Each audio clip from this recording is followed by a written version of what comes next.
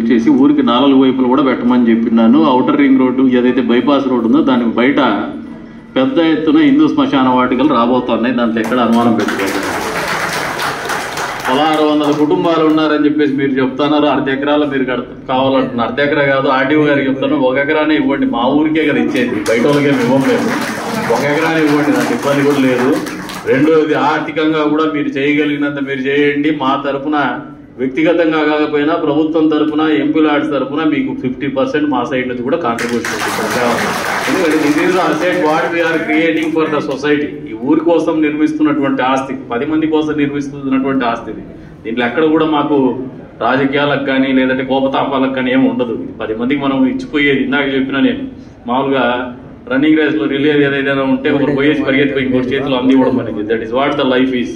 కాబట్టి ఖచ్చితంగా మా హయాం ఇంకొకరి హయాం కాదు, మనందరి హయాం ఇది. ఒక్కరిదో హయాం ఏమి ఉండదు. మనం రాచరిక వ్యవస్థ నుంచి బయటకు వచ్చేసినాం. మా హయాం ఏం లేదు. We are all instrumental. ఆర్డీఓ గారు కావచ్చు, నేను కావచ్చు, మేమంతా పనిముట్లే. పనిముట్లో మేము చేయాల్సినటువంటి పని ఖచ్చితంగా చేస్తామని చెప్పేసి కూడా ఈ సందర్భంగా మీకు విన్నవించుకుంటూ, మీరు ఇంకా ఏదైనా పనులు చెప్పినా ఈ సమాజానికి ఉపయోగపడేటి, వ్యక్తిగతంగా కాకుండా సమాజానికి ఉపయోగపడేటువంటి అవసరాలు ఏమున్నా కూడా తీర్చడానికి సంసిద్ధంగా ఉంటామని చెప్పేసి కూడా తెలియజేస్తున్నాం. ఆల్రెడీ ఆర్టీఓ గారు కొత్తగా వచ్చున్నారు. అంతకుముందే దీన్ని తహసీల్దార్ గారిని కూర్చోబెట్టుకొని అన్ని చోట్ల కూడా నేను డైరెక్షన్ ఇచ్చున్నాను. మీరు కొద్దిగా పర్సూ చేయించేస్తే అది పని అవుతుంది.